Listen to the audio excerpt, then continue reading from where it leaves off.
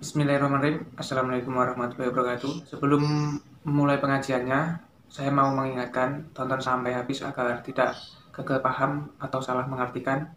Semoga video kali ini menambah wawasan kita dalam beragama dan bermanfaat buat dunia maupun akhirat. Amin. Oke, selamat menyaksikan kajiannya. Sampai bisa membayangkan malaikat ngaudit Fir'aun, cek kurang penggawean nih, jelas eleke kok di audit. Misalnya Abu Lahab di audit, malaikatnya celaka mencet. Berarti dia gak percaya sama pernyataan Tuhan, tabat yada abi lahabiu. Malaikat kok ngaudit Abu Lahab, mungkin Gusti kula ceke nak menawi wonten api lho ki ora tau ngaji Quran tapi wong ayate tabat yada kok cek di cek.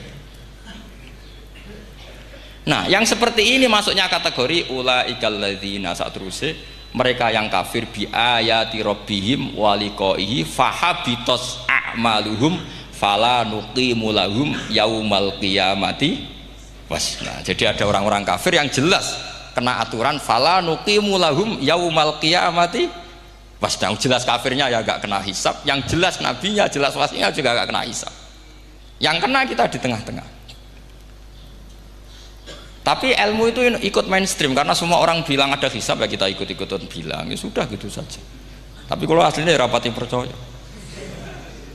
Umumnya uang gerono mati ditalkin, ya kita melok-melokan nalkin. Tapi kalau kadang ya gak kebayang. Piye nak wali-wali ditalkin. Nah kalau sampean tanya saya, apa buktinya Gus kalau orang tertentu tidak kena hisab? Ya buktinya tadi misalnya innalladzina qalu Rabbuna Allahu tsummas taqamu tatanazzalu alaihimul malaikatu alla takhafu wala tahzanu wa absyiru. Mungkar nakir adalah malaikat penakut, membawa ketakutan. Sementara para wali ini jelas malaikat kena konstitusi, malaikat harus mengatakan ke para wali alla takhafu wala tahzanu. Padahal Nabi tentu sayyidul auli. Para wali saja malaikat kena aturan, kamu harus bilang alla takhafu wala tahzanu wa absyiru. Hei para wali, kamu jangan susah, jangan gentar, kamu harus gembira. Kamu bisa bayangkan misalnya mungkar nakir bawa godok atau orang kalau dipukul ajul sak walang-walang.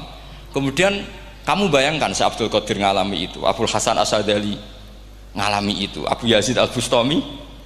Kalau itu ngalami gitu semua, ngapain kita jadikan mursyid? Kan sama nasibnya dengan kita.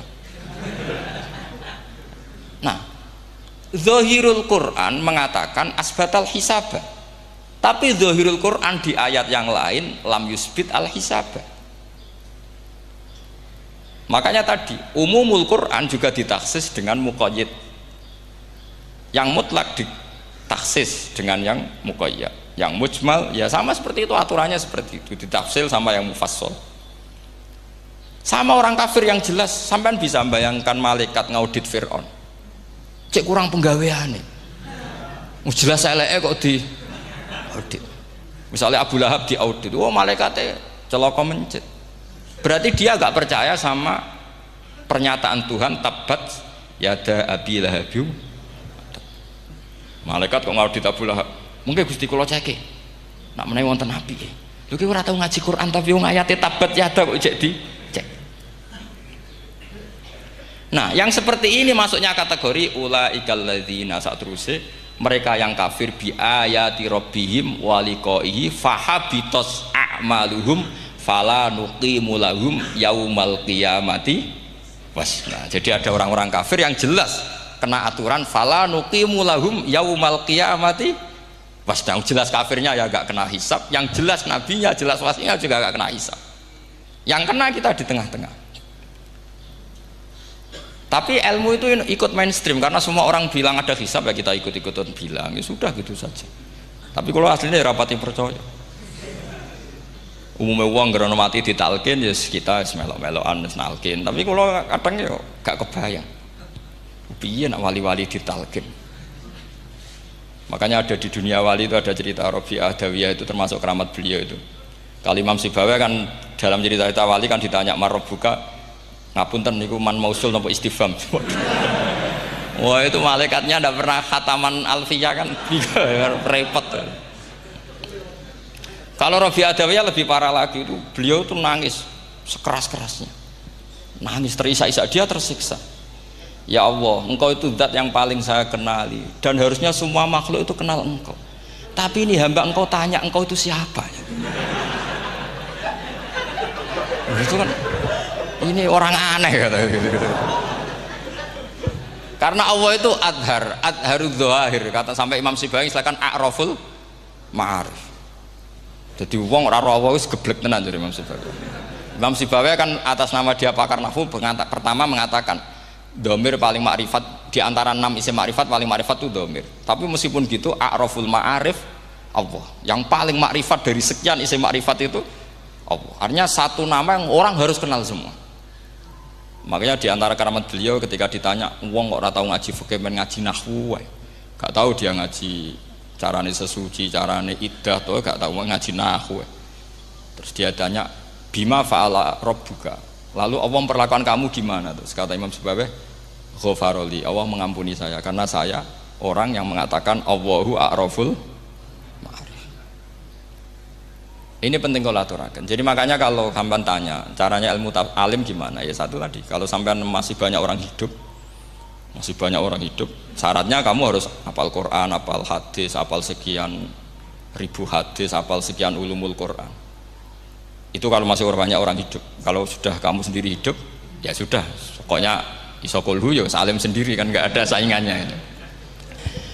Makanya kata Sayyid Muhammad, beliau mengatakan kita meyakini umumal hisab ya berdasar dzahiril Quran, kita menafikan umumal hisab bahwa hisab hanya yahtassul liqaumin duna qaumin juga berdasar dzahiril Quran. Kita percaya semua mayat ditanya mungkar nangkir ya berdasar dzahiril ahadis. Kita tidak mengumumkan teks ini juga berdasar dzahiril ahadis. Karena malaikat mungkar nangkir juga malaikat. Berarti dia kena aturan kalau ketemu para wali Allah takhafu wala tahzan. Faham sih kalau maksudnya? Ini penting kalau aturakan. Jadi makanya aspeknya sampean bisa memulai kalau ingin jadi orang alim tafsir bisa mulai dari yang mudah saja, yang fikih saja. Makanya kata Imam Ghazali, kenapa Mu'tazilah jadi segoblok itu? Karena dia tertipu oleh umumatul Quran, oleh teks-teks umum. Dia tidak tahu mukhassisnya. Padahal setiap ayat umum itu pasti ada mukhassis. Misalnya begini ya, kalau kamu maknanya fikih saja, contoh yang paling mudah familiar itu fikih ya. Misalnya kita ngaji Quran, wal mutallaqatu yatarabbasna bi anfusihinna salasata quru. Kalau orang dicerai, itu iddahnya itu 3 kali masa nopo suci. Apakah aturan iddah seperti ini hal hadhil iddah amatun likulli mutallaqatin am li mutallaqatin makhsusah? Apa ini semua mutallaqah iddahnya pasti salasata quru apa orang tertentu? Ya enggak, asal dia mutallaqah pasti iddahnya salah satu quru. Anda goblok, Anda salah besar. Kalau misalnya yang dicerai adalah orang hamil, iddahnya apa? Salah satu quru apa watil hamli? Watil hamli. Kita butuh ayat lain, wa ulatul ahmali ajaluhunna ayyadna hamlahu. Sama seperti kita ngaji walladzina tawaffawna minkum wa yadharuna azwaja yatarabbasna bi anfusina arba'ata asyhurin wa asyra. Asal wanita ditinggal mati suaminya, maka iddahnya 4 bulan 10. Apa semuanya demikian? Enggak. Misalnya orang hamil iddahnya biwatil hamil.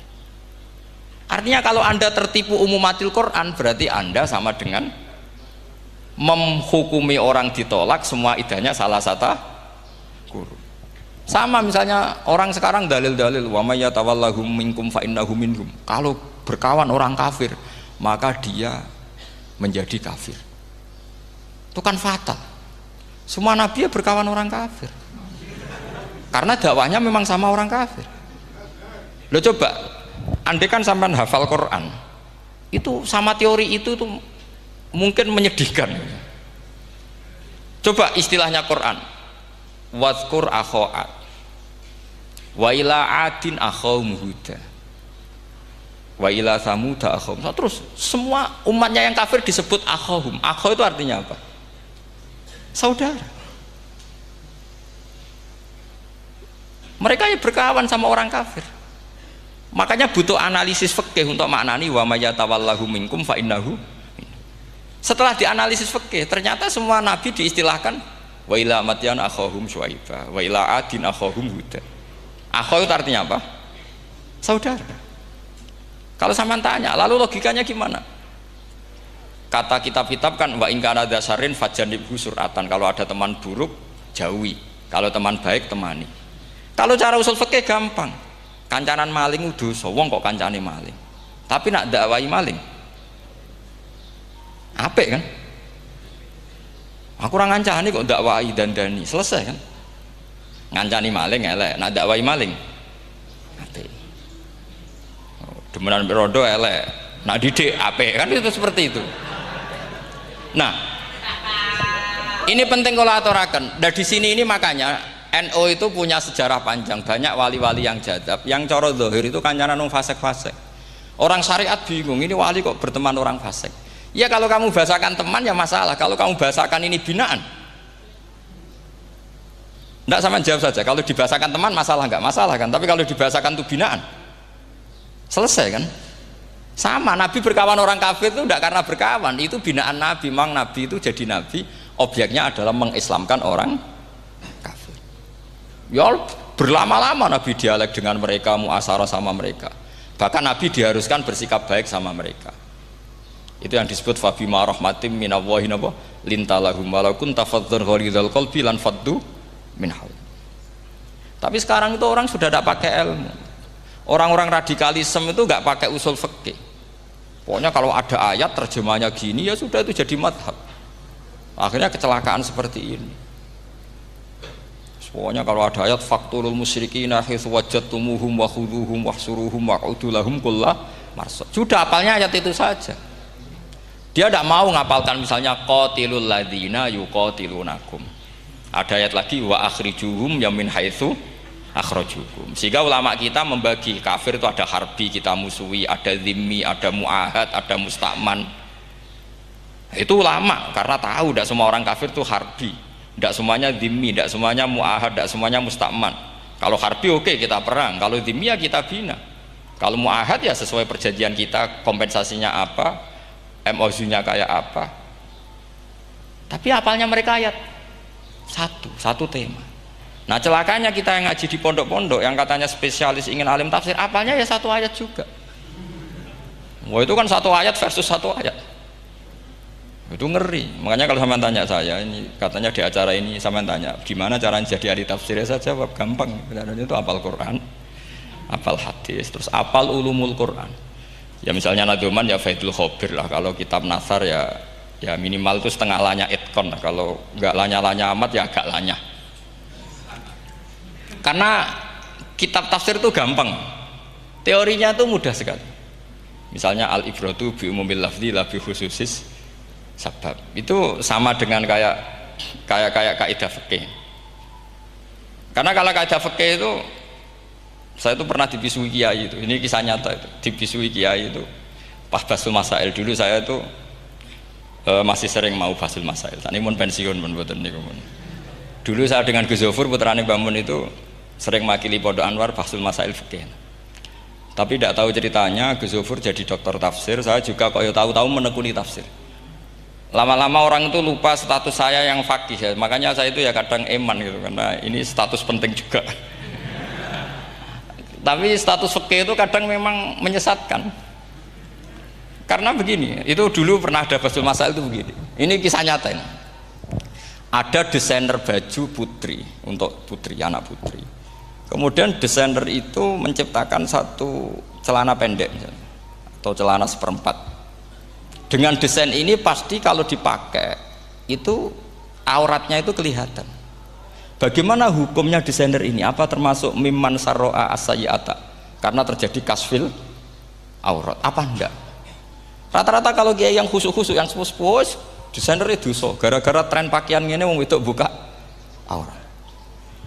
Tapi saat kiai-kiai alim yang muda-muda, entah saking belingnya, entah saking pinternya, enggak tahu. Bilang begini, Pak Yai, yang didesain apa? Ya celana itu. Lalu celana itu fungsinya nutupi apa buka aurat? Ya nutupi. Lu kan lumayan urun nutupi. Kalau haram ya dicopot. Lu kan malah parah itu. Bingung kayaknya. Sampai bilang gini kan. Wah, Wah, semanis. Itu kan makanya ini guyon ilmiah. Repotnya ngadepi orang alim muda itu kan mbok gedhingi ku ilmiah, mbok senengi fasik.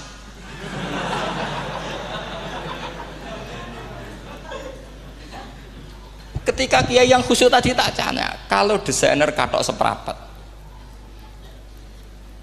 paham gitu? Kau coba yang celana dalam terlalu vulgar itu, paham gitu? Ndak rok saja lah, rok mini misalnya, rok selutut. Sampean jangan ngeres ya, yang rok selutut misalnya. Rok selutut itu desainernya kena hukum haram ndak? Sampean jawab saja. Oh haram dari kiai sepuh karena dengan desain itu misalnya lututnya kelihatan. Tapi pertanyaannya kiai muda saya masih ingat betul, saya tanya. Lalu fungsi pakaian itu apa Pak Yai? Fungsi itu kan tetap nutupi sebagian aurat. Kalau Anda haramkan, barang haram itu harus dihilangkan. Nah, itu. Sampai kiai itu setelah acara itu manggil saya. Gus, kalau ngakoni jenengan alim tapi podo repoti. Podo repoti nak dalam itu kan terus itu ada perumusan di redaksi keputusan yang dijual itu yang masail fikihnya kan terus diputuskan dibukukan. Kalau redaksinya halal Gus nanti orang pakai rok semua. Dan saya balik bantah, kalau redaksinya haram orang nggak pakai rok lah. Akhirnya itu apa? Kebijakannya lucu. Buak we Gus, pertanyaan itu buak sak jawabannya oh gege. Jadi kita debat tidak jadi.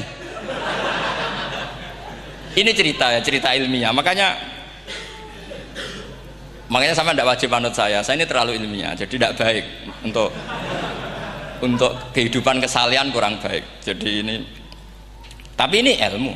Tetap kaidahnya fikih ma la yudraku kullu la yudraku kullu. Jangan kalau tidak bisa nutupi aurat semua, lalu jangan sama sekali. Lungki kan kaidahnya kan gitu, ma la yudraku kullu la yudraku kullu. Misalnya Anda punya tetangga nggak mau pakai jilbab, nggak mau pakai pakaian muslimah, kamu tidak boleh bilang munisan raklambinan, tidak bisa. Ma la yudraku kullu ma la yudraku kullu nu la yudraku napa kullu. Makanya ini kita harus hati-hati. Nah bayangkan sekarang orang neliti Quran itu yutraku kullu. Mestinya kalau Anda meneliti radikalisme, ayat yang terkait radikalisme diteliti semua. Ternyata di surat Taubat yang disebut suratus Saif yang bahkan haram baca bismillah, itu ada ayat wa in ahadum minal musyrikin nastajaraka fa'ajirhu hatta yasma'a kalam Allah summa ablighu ma'mana. Muhammad, kalau ada orang kafir mau belajar Quran sama kamu ya harus kamu pelajari hatta yasma'a kalam Allah. Setelah mereka mau belajar ya ablighu ma'mana summa ablighu ma'mana, kamu harus menjamin keamanan dia. Itu di surat Taubat termasuk akhiru suratin nazalat, gak mungkin terjadi mansuh. Tapi orang-orang ekstremis selalu pakai faqatulul musyrikin haitsu, apalan itu terus. Yang orang liberal yang menaparin la ikraha fiddin. Ya sudah seperti itu. Sing orang-orang ora tegas ora tau nahi mungkar, ya ma arsalnaka ila rahmatal lil alamin. Ngono terus. Yang kelompok tukang nahi mungkar ya ayatnya amen nahi mungkar. Saya tuh heran, kenapa mereka punya masalah dengan hafalan kayaknya. Kenapa sih hafalannya kok pedot itu? Kita yang hafal semua bingung jadi. Jadi akhirnya kita yang pinter anut sing goblok karena saya tuh pernah loh debat sama orang salaf, debat gitu. Setelah saya mengutarakan sekian hadis, ada tuh Pak hadis itu, waduh, harusnya kamu ngaji saya, ada debat tuh yang level, kalau nggak level tuh nggak boleh kata itu. Itu kan ngeri. Makanya ini penting ya, kalau sampean tanya ingin jadi alim tafsir ya harus hafal Quran semua. Kalau tidak mungkin yang nunggu orang semua mati baru Anda jadi ahli tafsir, karena tidak ada musuhnya. Tapi saya pastikan orang kafir pun bisa memahami Quran, yaitu tadi hatta yasma'a kalam Allah. Sayyidina Umar tuh masuk Islam tuh gara-gara dengar adiknya baca Toha ma anzalna alikal Qur'ana litashqa illa tadhkiratal liman yakhsha tanzilam mimman khalaqal arda was samawati ula ar-rahmanu alal arsis tawa. Itu dia ma huwa bikalamil basar, tidak mungkin seperti ini karangan manusia, itu tidak mungkin. Akhirnya dia Islam. Banyak orang Islam karena diperdengarkan Quran, karena memang notnya sudah unik, makna kualitasnya juga sudah unik, semuanya itu unik, indah. Sampai sekarang pun orang kafir itu orang paling tahu Quran. Makanya Allah mensifati orang kafir itu hasadam min indi anfusihim mim ba'di ma tabayyana lahumul haq. Sekarang sama saya tanya, orang sing tabayyana lahumul haq itu orang faham apa orang tidak faham? Mereka orang kafir itu mengingkari Quran, padahal mim ba'di ma tabayyana lahumul haq, setelah kebenaran nyata bagi mereka. Nyata bagi mereka artinya orang kafir faham apa tidak faham? Faham. Cuma mereka punya penyakit hasadam min indi anfusihim. Mereka juga kalau ada ayat tentang ahkam yang memberatkan, mereka bilang i'ti bi Qur'anin ghairi hada au baddilah. Muhammad harusnya jangan tema itu yang diangkat, bu cari Quran yang lain yang enggak tema itu. Mereka sampai memilih tema itu karena paham apa karena tidak paham? Karena paham. Makanya di makalah saya pastikan ngaji tafsir itu gampang karena orang kafir pun bisa. Kalau kasus Ahok itu bukan paham itu melintir, beda, paham sama melintir itu beda. Itu diterjemah kemenang tuh jangan mengangkat kawan orang Islam, bukan mengangkat pemimpin. Ya likanya kalau ngangkat teman saja tidak boleh, apalagi ngangkat pemimpin. Fatal mana berteman sama orang salah sama ngangkat. Saman kancanan maling ini apik nak menawa nang andani. Terus ngangkat, "Hei maling ke pimpinanku." Parah mana? Parah mana? Artinya sama saja ketika diterjemah jangan ngangkat teman. Sebetulnya ngangkat pemimpin lebih fatal. Itu kan mafhum awlawiyah, itu kan normal saja. Itu di Quran biasa, misalnya innalladzina ya'kuluna amwalal yatama dzulman, orang yang makan hartanya anak yatim secara zalim. Terus kamu bilang, "Gus, saya tidak makan kok, sepeda motornya tak gasap, tak jual." Yang diharamkan kan makan. Wah, ya sarap kalau gitu.